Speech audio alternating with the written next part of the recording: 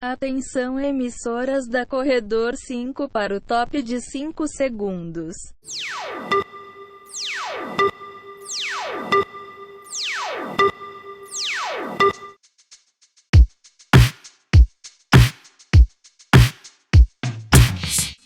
Alô, mais um dia de Music Lab. Hoje eu tô com o Juba. É nóis na fita. Pra quem não conhece o Juba sempre foi, né? Depois que saiu o Lobão, sempre foi o batera da Blitz. Sim. O maior prazer, E meu pra querido. quem também não conhece o que foi a Blitz foi a maior revolução musical. E pra mim, que eu acho que eu tinha 8, 9 anos, aquilo é inesquecível, Foi mesmo. né? Mudou o astral do país. Impressionante. Porque na época que a Blitz estourou, eu já sou mais idoso e eu já tinha uma certa carreira na música. Então tocava com Guilherme Arantes, Fábio Júnior, um monte de gente lá em São Paulo.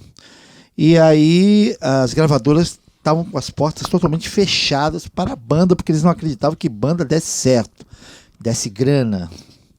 E eu tô em São Paulo um dia lá, eu começo a ouvir uma música interessante, um papo do bar, tal, batata frita, não sei o que. Nossa, mas que banda legal, né? Bacana isso, tal, mas tudo bem. Aí eu tô tocando num barzinho lá, o cara me liga, fala: Juba, pô, você tá fazendo o quê? Eu falei: tô tocando, o que eu faço sempre. Aí ele falou: cara, o baterista já viu falar da Blitz? Eu falei: não. Uma banda tá estouradíssima. Aí eles cantam aquela música da batata frita. Eu falei: que legal. Essa música é boa, hein? Eu falei assim: cara, é o seguinte, o batera saiu e vai ter um teste amanhã aqui em Botafogo. E eu falei: pô, mas eu tô em São Paulo. Não, mas olha, cara, pensa bem, eles estão pagando 3 tabelas. Quando ele falou 3 tabelas para quem tava ganhando R$50 para tocar no bar lá na Bela Cinta, em São Paulo, eu falei: opa, tô dentro. Mas aí ele falou: mas como é que faz? Eu falei: ó, cara, você pega seu carro e vem. Peguei minha Brasília, botei a bateria dentro do carro e na madrugada, porque as bandas em São Paulo tinham o hábito de tocar durante 3, 4 horas seguidas nos bares. Era o hábito da época. Cansadão, 4 horas da manhã, me mandei pra cá e fui parar na Lapa, porque eu não conhecia o Rio de Janeiro, e aí é em Botafogo. Chego lá atrasado, o teste era 3 horas, cheguei 4h30, meio com medo de ter perdido o teste. Quando chegou Nem lá, tirou música, nem nada. não, porque eu já tinha uma certa prática com isso. Eu era músico contratado da Gazeta, que é o Estúdio Reunidas que tem em São Paulo, que o maestro Eduardo Assad, cada um montava o seu time. E eu era do time de gravação. Então, é que eu funcionava assim. O cara chegava e falava: olha, tem essa música, nós vamos gravar essa outra, que é meio rock, essa é meio reggae, a intenção é essa. Então, gravava-se antes e mostrava pro futuro artista depois: olha, ficou assim a sua música. Olha que loucura. Uma loucura, e eu fiz anos isso, gravando tanto instrumental com Eduardo Assad, como depois formamos um grupo de fazer vocal, sabe? E sempre gostei de cantar tal, e gravei durante praticamente 15 anos em estúdio. Então você pega assim uma manha de o cara fala assim: olha, a intenção é essa, você vai nessa divisão, tem 3 breaks depois do refrão, então você decora com uma grande facilidade depois de tanto você gravar, né? E quando o teste com a Blitz eram 2 músicas, né, que era o Geme Geme e Você Não Soube Me Amar. Todo mundo conhece isso? E aí quando ele começou a fazer a intenção elevada, eu já entendi qual que era o lance, fui pra cima. E o Geme Geme num reggae meio estilizado assim. O único problema que eu achei que eu ia ter e tive foi que quando eu estava esperando, né, porque eram 2 músicas, o teste, as meninas, que eram gatinhas na época, 16, 17 anos, elas falavam assim: puta, esse cara eu não gostei, você viu os dentes dele? Nossa, o cara tem cavanhaque, ai que coisa feia. E eu falei: ih, vai sobrar pra mim, porque eu já tinha entrada com 30 anos e nunca foi bonito. Falei: cara, se eu tocar aí, as minhas chances são pequenas. E aí, porque tinha um bebedouro em frente, onde era o teste no estúdio, elas estavam esperando um gatinho, um Justin Bieber, assim, que tocasse bem, né? Um cara bonitinho. E eu tava muito longe disso, né? Aí eu fui lá, fiz o teste, e eu vi Evandro falando assim: ó, o Antônio Pedro, que era baixista da Blitz e que tocou com os Mutantes, ele começou: pô, legal. E aí, quando acabou o teste, eu esperei ali, eu falei assim: ó, você espera na sala, a gente já fala com você. Evandro veio para mim e falou, como é que é o seu nome? Eu falei, Juba. Ele falou, cara, a gente adorou você, mas as meninas não gostaram. Então, vou te pedir o seguinte, dá pra gente dar uma resposta em uma semana? Eu falei, tudo bem. Mas voltei para São Paulo arrasado, né? Eu falei, pô, chego aqui, nado. É bom pra caralho. Chego, nado pra morrer na praia porque sou feio. Esquisito, né? Porque eu fiz a minha parte, né? Mas não é? Aí eu só sei que uma semana depois o Evandro me liga, fala, Juba, pô, cara, tá afim? A gente falou com elas e elas toparam. Meio, né, na contragosto, mas toparam. E ele falou, só vou te pedir uma coisa. A gente quer que você toque sempre de boné. Que eu já tinha uma entrada, né? E os caras eram jovens, bonitos, tal. E eu pra eles já era um cara meio ancião, assim, né? Daí eu falei, sem problema. Tanto que no primeiro ano que eu participei da Blitz, todas as minhas fotos eu tô com boné. Absolutamente todas. Agora você vê como é que é você não ter ego inflamado. Nunca tive isso. Me ajudou muito, porque eu vim mesmo assim, entrei, depois de um ano, a Blitz fez uma coisa comigo inacreditável, porque eu já ganhava legal, como eu te disse, 3 tabelas, e a Fernanda, depois de 4, 5 meses, elas já estavam gostando de mim, a gente já brincava, já viajando junto, e a Fernanda Abreu, né? Me liga e fala, pô, Feioso, tem uma notícia ótima pra te dar. Feioso é bom pra caralho. A gente vai renovar o contrato com a gravadora, nós vamos te colocar na banda. Falei, cara, colocar na banda? Que loucura. Eu demorei para acreditar, porque colocar na banda significava eu ia ganhar igual o Evandro, igual a Fernanda. Que notícia boa, Uma notícia que eu nunca tinha ouvido nem falar. Até hoje eu nunca ouvi falar nisso. Efetivar só o Fernandão do Barão, mas passou bastante tempo. Não, né? Mas eu tô falando money, de você ganhar exatamente igual de quem começou a banda. Isso. Do cachê dividido por igual. É como você ter uma empresa de sucesso, um cara no auge do sucesso. No auge do sucesso, você põe o cara para dividir o lucro com você. E foi o que a Blitz fez. Eu fiquei assim, cara, inacreditável. Eu acreditei logo no primeiro show, quando veio, assim, quanto era a minha parte, eu falei, que loucura. Muito melhor que as 3 tabelas, né? Era tipo 9 tabelas. O primeiro show que eu recebi, eu fiquei... Aí eu comecei a entender a filosofia da banda, porque que a banda hoje, depois de 38 anos, ela tá tão viva na memória das pessoas. É uma memória afetiva daquele tempo. Né? Porque o lance da Blitz, já naquela época, da Fernanda, do Evandro, não era grana, era fazer assim um bom espetáculo, custasse o que custasse. Se eles queriam ter um bom músico na banda, vamos pagar ele bem para ele ficar com a gente. Tanto é que na época, para você ter uma ideia, a Blitz começou, você fazia o canecão na época, era para só medalhão da MPB e grandes artistas.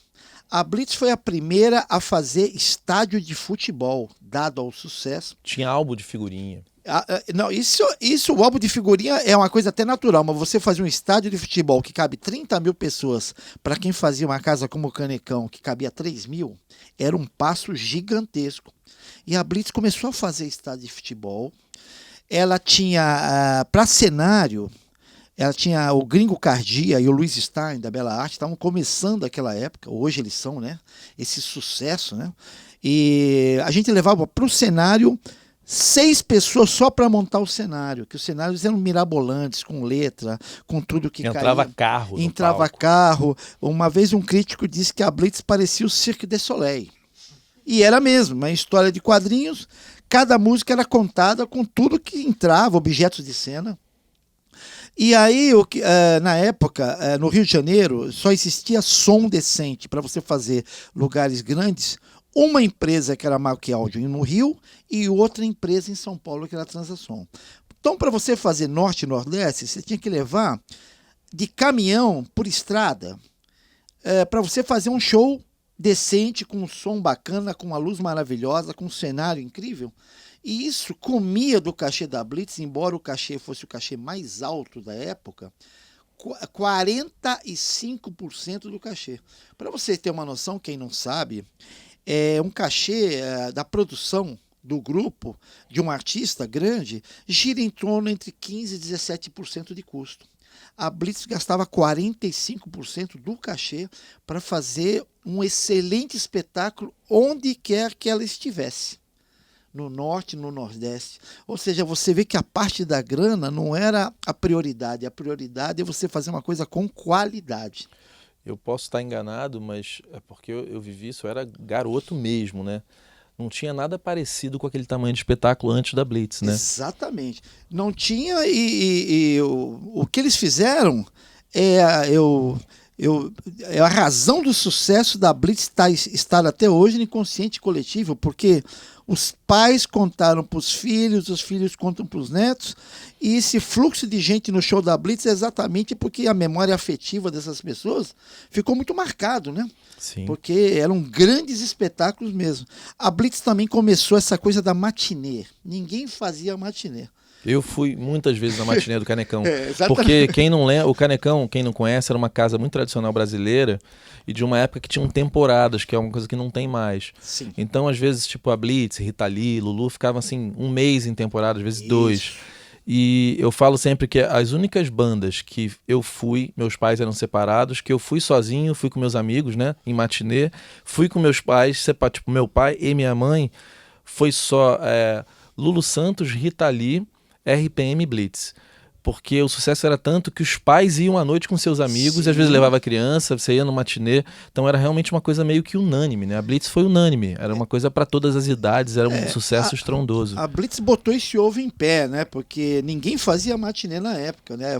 Era pré-tudo, né? Vamos dizer. Tanto que Evandro, quando deu a sugestão, a gente ficou assim, pô, mas para criança, será? Aí as pessoas falaram assim, pô, mas o público de vocês, as crianças adoram.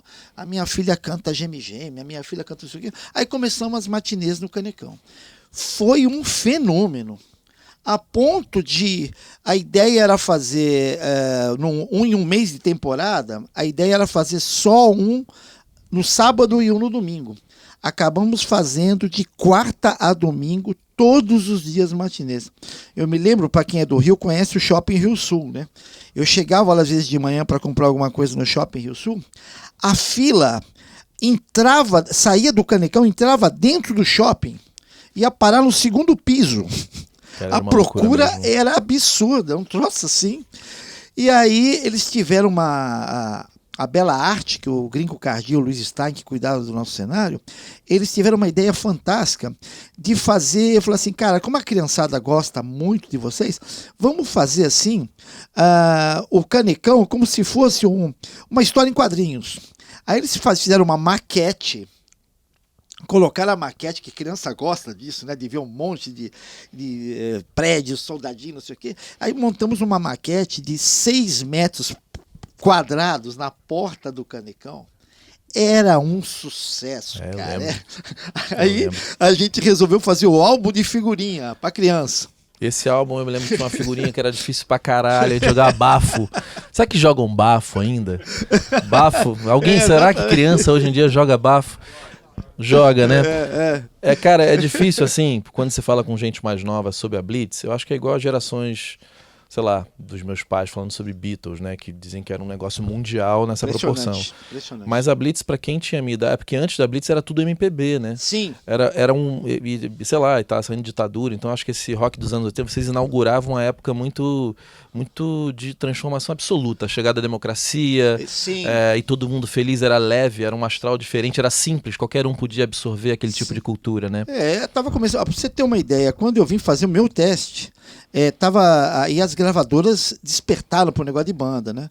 No estúdio, na EMI Odeon, estava fazendo o teste Barão Vermelho no estúdio 2, Legião Urbana no estúdio 3 e o Paralamas no estúdio 4, para você ver como ninguém acreditava em bandas. Quando a Blitz resolveu fazer, explodiu, né? Dessa forma, as gravadoras todas, WEA, Polygram, Warner, né? Eles ficaram querendo ter Blitz em tudo quanto era gravadora, né? Então começaram a caça, né? das Tudo bandas. quanto é banda. Aí surgiu o Traje a Rigor em São Paulo, que foi uma maravilha.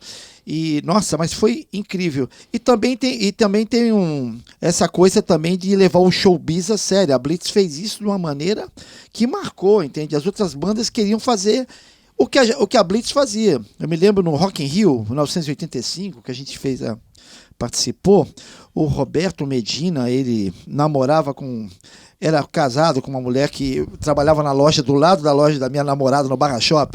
Ele falava para mim assim: Juba, esse Rock in Rio vai ser maravilhoso, porque o show de vocês vai dar um upgrade, vai dar uma marca tão forte, vai ajudar tanto o festival, que eu quero que... eu estou trazendo essas atrações internacionais, né, o Yes, o James Taylor, o Queen, e eu quero botar o Brasil na rota dos grandes shows, porque o Brasil era praticamente, você falava em fazer show no Brasil, não existia.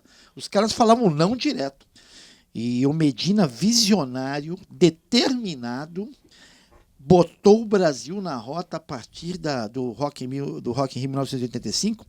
Problemas existiram de som, essas coisas eu vejo as pessoas falarem muito, mas as pessoas têm que se atentarem para uma coisa. No Brasil não existia a parte de apoio o técnico de som, o hold, eles aprenderam tudo na raça, as coisas. Sim, até vou fazer uma observação, se o meu sócio Renato Alcher, que inclusive trabalhou com vocês, né? Sim. O meu sócio é um dinossauro. Sim. E ele falou uma vez para mim, que eu achei muito interessante, que ele foi, na verdade, no Rock in Rio para assistir, né, shows como plateia, e ele disse que dali por diante o nível técnico brasileiro deu um salto, porque vocês nunca tinham visto nada parecido, não é isso, Renato?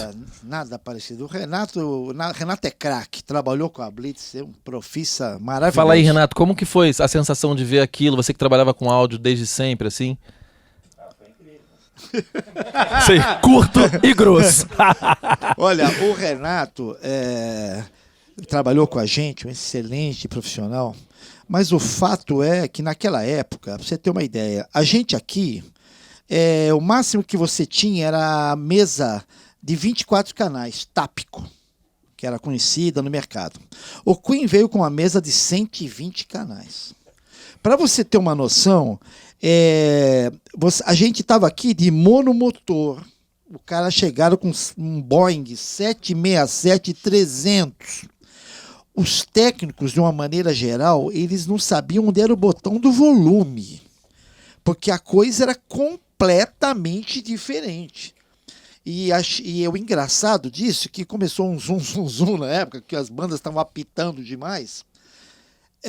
Não, porque os artistas internacionais estão boicotando os artistas nacionais. Boicotando como? Eles não sabiam mexer na mesa. Eles não tinham a menor noção. Era incompetência nossa mesmo de não ter acesso àquele tipo de equipamento até ali, né? Conhecimento, né? Você mexer numa mesa de 24 canais simples e você mexer numa mesa de 120 do Queen, você precisa ter conhecimento, porque lá os caras já tinham faculdade de áudio, já tinham uma série de coisas. E aqui, quando veio aquela mesa, ia acontecer uma coisa muito engraçada, porque tinha coletiva de imprensa toda hora no Rock in Rio 1. E eu me lembro que eles botaram um monte de técnico lá, e a primeira pergunta do pessoal da imprensa era: mas quando os artistas internacionais entram, é um puta som, você ouve baixo, grave, a bateria, o bumbo. E os caras, eles jamais iriam confessar que eles não conseguiam mexer naquela mesa. Apitava porque eles não sabiam mexer naquilo mesmo, aquele né? equipamento ali, como é natural, você não conhece aquilo. Você está acostumado com uma Brasília amarela, te dá um Jaguar, S-Type. Porra, cara, você fala: opa, cadê? Onde está a direção? Foi isso. Você sentiu isso como plateia? Porque você deve ter assistido os outros shows, assim. Tinha uma diferença muito grande, né? Gente, para ser sincero, o Rock in Rio foi uma coisa tão fenomenal em 85 que a plateia estava totalmente apaixonada de ter um espetáculo daquele nível no Brasil. Eu vi o dia do James Taylor, tinha 100 mil pessoas, um silêncio ouvindo o cara tocar violão, cara. Um respeito. Quando entrava o Queen, quando entrava o Yes, a gente estava deslumbrado. Como se tivesse começado. Sabe quando você começa a namorar com uma namorada linda e que você fica totalmente apaixonado? O público tava assim, cara, sabe? E uma característica muito boa do Rock in Rio 1, além de todo esse avanço tecnológico, eles montaram uma coisa muito legal, que os camarins dos artistas nacionais eram próximos dos artistas internacionais. Então tinha um buffet enorme ali em círculo e você ficava ali trocando ideia com Al Jarreau, James Taylor, Rod Stewart, todo mundo que participou. Então foi uma interação entre os artistas nacionais e os artistas internacionais maravilhoso. E uma coisa que foi muito legal também, que me chamou muita atenção, é os lugares estavam lotados e não saía briga.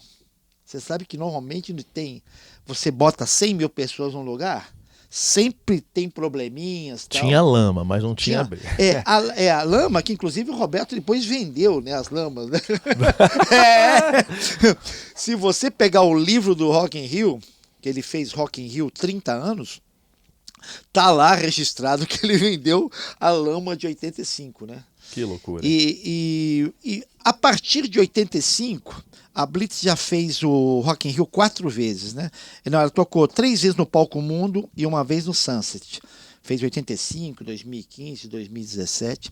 E hoje, sem sombra de dúvidas, o Rock in Rio é o maior festival do planeta. Sim. Em organização, logística, respeito com os artistas. É um negócio incrível. Você tem, no mínimo, 2 pessoas para cada coisa que você vai fazer lá no Rock in Rio, para te ensinar, para te instruir, para te dizer o horário que você vai ensaiar. A parte de camarim, os camarins são todos decorados.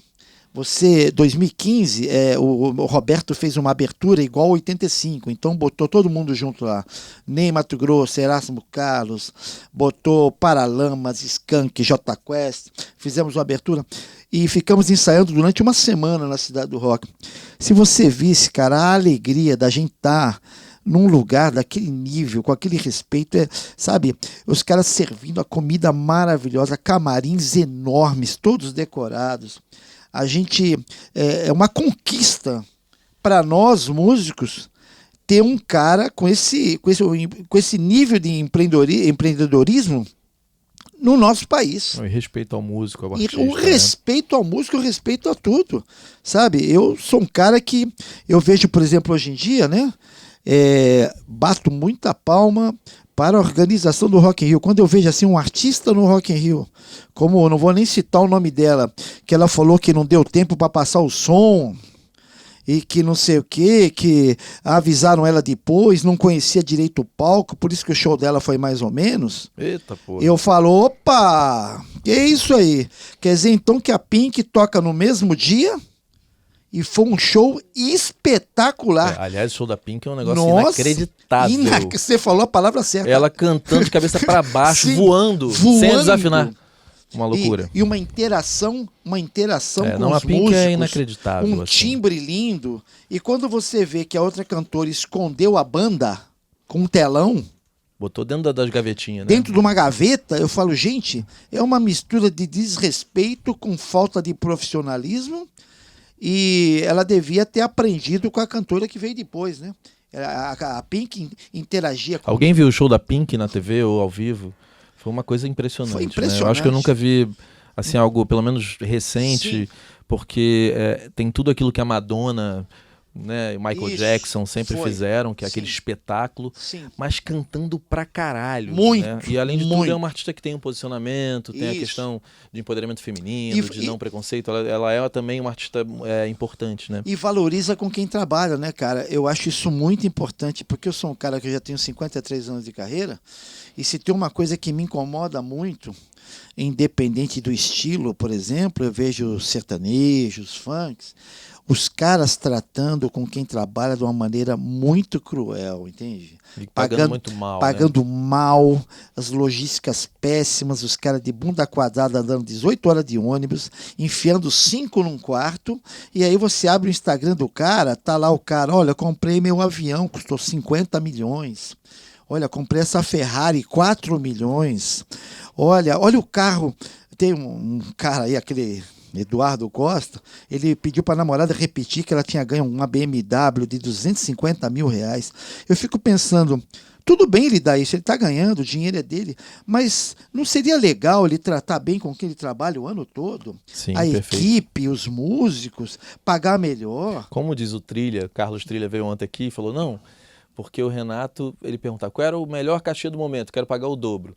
Aí ele falou que eram 2 tabelas, né? Ou 3. Ele falou tempos que não voltam mais. Porque quem paga 3 tabelas hoje no Brasil? Ninguém paga. Eu acho que o comparativo melhor é o seguinte. A Blitz tem um cachê, certo? E a gente paga um X para os músicos. A gente tem respeito com as pessoas. Como as bandas de rock são todas assim, hein? Jota Quest, Paralamas, Lulu Capital Santos, paga muito bem também. Capital, os caras pagam muito bem, tem muito respeito pela equipe e pelos músicos. Aí quando você vê que um cara para tocar com sertanejo ganha 350 reais e os caras têm um cachê 4 a 5 vezes maior, por exemplo, que a minha banda, gente, tem alguma coisa tá errada aí. Sim. Então é muito egoísmo com falta de sensibilidade. E você não vai ver nunca um cara do rock, de uma banda famosa, falar assim, olha o look da minha mulher, gastei 50 mil reais. Olha aqui, ó, repete porque aí. tem um lifestyle de ostentação e ao mesmo tempo paga a equipe mal. Agora tem uma questão de carteira assinada, ganhando tipo 4 mil por mês, mas faz 27 mil, né? Mas isso 27 shows por a carteira por mês, assinada, né? É um truque para pagar mas tem menos. bandas que pagam bem, tá? Vitor e Léo, por exemplo, que eu já ouvi falar que paga bem. Tem alguns artistas que pagam bem, mas a grande maioria, o que se nota é que o pagamento paga muito mal mesmo. Muito mal. Deixa eu te perguntar uma coisa. O Lobão, só porque essa história é maravilhosa, ele veio aqui e aí ele contando que ele saiu da Blitz de uma maneira muito inteligente, esperta, Sim, pode usar o adjetivo que for. Foi. Em cima da hora ali, tentou assinar com ele, né? Sim. Solo. Então ele saiu da banda, ele Sim. pá.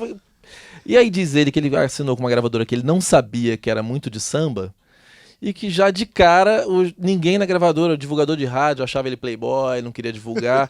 E aí um dia ele quebrou a sala do presidente, foi um caos. E ele diz que esse dia ele saiu da gravadora andando pela Atlântica, tipo assim, me fudi. E só tocava Blitz em todas as festas de Natal. Isso é impressionante. Ele falou, cara, eu andava na Avenida Atlântica e falei, cara, eu sou um idiota. Cara, tocava Blitz, você não soube minha mãe em todos os lugares. Impressionante. E você teve um telefonema e mudou tua vida, né? Mudou minha vida. E eu tenho que agradecer ao Lobão sempre. Né? Outra coisa, eu queria te perguntar. Sempre. Sempre. Você encontra o Lobão e fala, porra, Lobão, tu mudou minha vida. Cara, né? O Lobão é um cara extremamente talentoso e eu dou muito valor à pessoa quando ela acredita no talento dela, entende? A pessoa é focada e o Lobão é essa pessoa, ele acreditou que o trabalho dele tinha qualidade, não quis assinar na hora, que 99% das pessoas aceitariam, não assinariam, né? Ele botou pressão, a gravadora não quis ele e olha o nome que ele virou depois, né? O sucesso que fez depois. O Lobão arrebentou. Então eu tenho uma admiração por ele muito grande. Deixa eu te perguntar uma coisa. Inclusive como pessoa. Ele é um cara polêmico, mas quem gosta dele Sim. gosta muito. Você acha que o sucesso da Blitz, porque foi um estouro, né? Eu era criança, então eu não acompanhei aquilo. Foi algo que foi, tipo, não existia viral, né? Porque Sim. não existia internet. Como você acha que aquilo aconteceu? Como Você Não Soube Me Amar virou aquele hit? Foi um trabalho de promoção pesado de gravadora ou simplesmente você acha que aconteceu? Não, isso aí não teve armação zero, né? O que houve foi uma sacação. Evandro teve uma sacação maravilhosa que pegou uma letra de um casal, né, no barzinho, o cara louco pra dar um beijo na garota que ele estava saindo e ela pedindo chopp, pedindo batata frita. E esse tipo de letra não existia na época. E as pessoas se identificaram demais com esse tipo de letra, né? Tanto é que você vê a Blitz, quando ela foi para a gravadora e ele mostrou Você Não Soube Me Amar, a gravadora não assinou. A gravadora falou assim, olha, cara, a gente vai botar na rádio um dia para saber se tem pedido. Naquela época, pra você ter uma noção, você colocava a música na rádio e tinha gente que ficava com o rádio ligado, 8, 10 pessoas, que anotavam quantas vezes uma música tocava. Olha que De legal. cada gravadora com a canetinha na mão e um caderno. Então, quando botou Você no Seu Mamá, foi fantástico, foi inacreditável. Estourou. E Pá. explodiu, e a Blitz não havia assinado ainda com a gravadora. Putz, que Isso- beleza, eles negociaram bem pra caramba, né? Sim, exatamente. Você acertou na mosca. Negociaram bem pra caramba e houve esse lance aí com o Lobão. O fato é que depois a Blitz virou o artista número 1 da gravadora. Gravadora dava um apoio fantástico, inclusive deixava uma sala lá para o empresário ficar lá vendendo show lá dentro, usando o telefone, às custas da gravadora. E telefone era caro. naquela Caríssimo época, né? na época. E então o estouro foi tão grande. Agora, junto com o estouro, você tem problemas típico de uma banda que estoura, que é um volume de trabalho muito intenso. Egos que, né? 7 pessoas, cada um, é um casamento a 7, cada um achando uma coisa, mas o sucesso estava tão grande que 4 anos valeram por quase 40, né? Porque foi. Vocês faziam uma média de quantos shows por mês no auge, assim? Olha, na época você tinha um hábito de fazer show e fazer divulgação em rádio. Fazia-se mesmo, né? Havia esse hábito de fazer divulgação em rádio. Então a tua agenda do dia era muito intensa. Começava tipo 8 horas da manhã, você chegava em casa 9 horas da noite. Era uma coisa assim, eu me lembro que as contas de almoço e jantar eram enormes. O cara da gravadora falava, nossa, mas esse mês vocês gastaram 30 mil reais, 40 Então mil vocês reais. iam pra cidade do show e começavam a divulgação bem cedo. E não só lá como aqui no Rio, porque no Rio antigamente funcionava assim, você no final de semana, você fazia o tour, o roteiro dos bairros que eram mais longe, Nova Iguaçu, e fazia 2, 3 por noite playback, que era o circuito dos playbacks. Nessa época tinha o tal do playback, Do né? playback. Era um negócio desgastante, porque você entrava numa van, parava em frente do clube lá em Japeri, esperava o cara dar o sinal, você descia da van, já ia direto pro palco, cantar o playback. Entrava na van de novo, ia lá para Nova Iguaçu. Vocês sabiam disso, gente? Porque isso era bem intenso mesmo, né? Muito, muito intenso. Proporcionava alguns momentos muito agradáveis, do tipo, um dia nós estávamos parando para fazer o terceiro playback da noite. E faziam muitos na Já- mesma noite, Sim, né? 3, 4 da mesma noite. E aí a gente tava parado com a van, né? Aí a Fernanda ouviu, tinha uma festa de aniversário, e lá no subúrbio os caras tinham o hábito de deixar a porta aberta, a janela aberta e tal, e tava tocando Geme, né? Aí a Fernanda falou, cara, vamos descer, fazer uma surpresa pra essa garota que tá fazendo aniversário. Aí todo mundo desceu, cara. Entrou levando a Blitz inteira na casa da garota. Que legal. Ó, a cara da mãe e ela. A mãe ficava assim, filha, é a Blitz, tá aqui. Ela ficava assim, ó. A banda que tá tocando na rádio tá aqui. A criança fica com o olho arregalado assim. Então proporcionava esses momentos maravilhosos, né? Mas era muito desgastante. Tanto é que você vê, em 86 a banda ainda estava no auge e resolveu terminar, porque cada um é tão intenso que depois cada um fica querendo fazer seu trabalho, querendo fazer suas coisas, e nada mais justo, né? Mas é muito intenso mesmo. E foi um Então, período muito curto, tipo o RPM também, que foi uma explosão e acabou logo em seguida. a né? diferença foi o seguinte, que em 86 ela acabou no auge, aí Fernanda foi fazer seu trabalho, as outras pessoas também foram fazer o trabalho, e aconteceu uma coisa muito interessante, porque o Evandro partiu para a carreira solo, nossa, foi comprado a peso de ouro pela Polygram, fez ótimos álbuns lá, ele estava com, além de toda a popularidade dele com a Blitz, na época, pasme, a Tina Turner era o Michael Jackson da época. E a Tina Turner estava fazendo uma campanha para a Pepsi Mundial, Eu lembro muito que ela bem pegava disso. os caras mais icônicos de cada país para fazer uma campanha na televisão. A Tina Turner fez uma proposta para Evandro gravar com ela em Los Angeles um comercial para a Pepsi, que ia passar no mundo todo, E você imagina, você ligava a televisão, você via o Evandro cantando com a Tina Turner, você imagina isso no mercado, o impacto que teve. Alguém lembra disso, quem é mais velho? Isso é uma coisa muito... Era um absurdo, né? Era um Assim, absurdo, caralho, o cara tá né? cantando com a Tina Turner ao vivo, assim, um negócio muito foda. Acho que ninguém nunca... A gente não teve isso nunca teve. com nenhum outro artista. Pra vocês terem uma ideia, é como se no auge do Michael Jackson, ele escolhesse um cantor brasileiro para fazer um dueto no lançamento de um clipe, que na época tinha o hábito de esperar o Fantástico para ver o clipe novo do Michael Jackson, né? Então aí apareceu o Michael Jackson com um cantor brasileiro fazendo um clipe. Você imagina o impacto. Engraçado, eu achava que isso tinha acontecido enquanto existia a Blitz ainda. Não, a Blitz acabou por causa disso. Porque, na verdade, quando havia um acordo entre os integrantes, assim, ninguém faz coisas isoladamente. Então, deixava de gravar comercial, deixava de fazer 1000 coisas separadamente. Quando houve essa proposta, alguns integrantes disseram, não, você não vai, porque eu deixei de fazer, não sei o quê. Você também era chamado para propaganda, essas Lógico que não. Né? Evidentemente que não. Mas, por exemplo, a Fernandinha... Ela tinha um carisma, cantava bem, e ela tem uma popularidade no mesmo nível do Evandro na época. Tinha, sim. Ela é chamada para fazer tudo, né? E ela não ia fazer por várias razões, porque a gente tinha esse acordo. Quando houve esse negócio da Tina Turner, evidentemente, Evandro, com toda razão, tinha que fazer.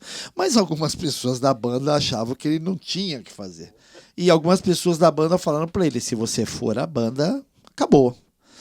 Só que quando ele voltou, ele já veio com a cabeça tipo, cara, eu tô com a bola tão cheia que eu vou fazer minha carreira solo, vai explodir. Se os caras não querem mais continuar acabando, ok. Hasta la vista pra banda, entende? E foi o que ele fez. Fez a carreira solo, gravou discos ótimos, mas depois o Evandro é um cara que gosta muito de estar com banda. Aquela coisa da banda, sabe? Viajar junto. É diferente de você ser um cantor solo. Cantor solo, você tem vários problemas, que você contrata as pessoas querem que você tenha uma agenda muito longa.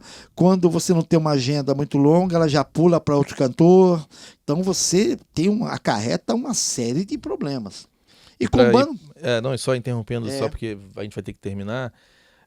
Pra quem não sabe, a Blitz está na ativa e faz show pra caramba. É que o nosso país é gigante, é tanta informação hoje que a gente não fica sabendo dessas coisas, né? Mas a Blitz está na ativa, 38 faz show anos. Pra plateias enormes. Semana passada ele mandou uma foto, um estádio lotado. Tá tendo, pra nossa alegria, né? O Brasil, assim, tem público para todos os segmentos. O funk, o sertanejo, e de uns 8, 9 anos para cá, principalmente, tem um ressurgimento desses festivais com banda dos anos 80 e 90 e que as pessoas têm lotado os lugares com 10, 15, 20 mil pessoas, e que é uma alegria para a gente, né? Uma coisa assim. E mais do que isso, o profissionalismo que existe hoje no Brasil em termos de estrutura de palco, logística. Você toca em palcos enormes, estruturas maravilhosas, equipamentos de som e luz que não devem nada para lugar nenhum do mundo. Então isso dá orgulho para a gente, né? E eu dou o crédito ao Rock in Rio lá atrás, que botou a gente no mapa, né? Padronizou por cima, né? Padronizou na qualidade, né? Então a gente está feliz porque depois de 38... você vê, em 2017, a gente... depois de 36 anos, eu acho que foi um dos melhores anos da Blitz, porque a gente lançou o Aventuras 2, o CD, fomos indicados para o Grammy Latino. A dona do festival, a Roberta, colocou a gente no Wall of Fame do Rock in Rio. A gente tocou todos os grandes festivais no Brasil. O nosso filme, que demorou quase 38 anos para sair, agora em dezembro vai ser um filmaço, que a gente não queria fazer um filme meia boca, queria fazer um filme realmente com todas as coisas importantes que a Blitz fez, né? Chegada do Papai Noel no Maracanãzinho de helicóptero, Praça da Apoteose, estádio de futebol, especial da TV Globo. E agora, finalmente, a produtora Vira-Lata conseguiu fazer o filme e vai estrear no Festival do Rio agora, de 9 a 19 de dezembro. Pô, que bacana, Quem cara. tiver a oportunidade de ver o filme vai gostar. É 1h40 de filmes com imagens maravilhosas. Então você vê uma banda, depois de tantos anos, você conquistar tanta coisa assim, é o filme, é um Grammy Latino, é Rock in Rio, no Wall of Fame, a gente fica com a certeza de que a gente fez a opção certa, tá na direção certa, né? Pô, querido, muito obrigado. Eu aqui. que agradeço. Porra. O cara tá nativa pra caralho, jovem, um garoto, né, irmão? Olha, muito obrigado mesmo, viu, Juba? Sou seu fã, assim, quando muita a gente admiração mesmo. Quando a gente faz o que gosta, ajuda muito. É né, isso meu? aí. Pô, foi sensacional, adorei. Porra, irmão. Adorei. A gente é parceiro do Degrau, porque aqui embaixo tem um restaurante e ele come lá todo dia. Isso. É tipo o João Gilberto, pedia Adoro. comida ali todo dia, né? Exato. Só que o João pediu no apartamento, né? Eu gosto de Você vir vai aqui. ali. Faça Irmão, chuva ou faça sol. muito obrigado, Adorei. vida longa, Olha, Blitz. e parabéns aqui pelo ambiente, pelo local. Adorei. Charmosíssimo, sensacional. E uma plateia simpática. Ah, moleque! A gente já volta! É isso aí. Beijo! Valeu!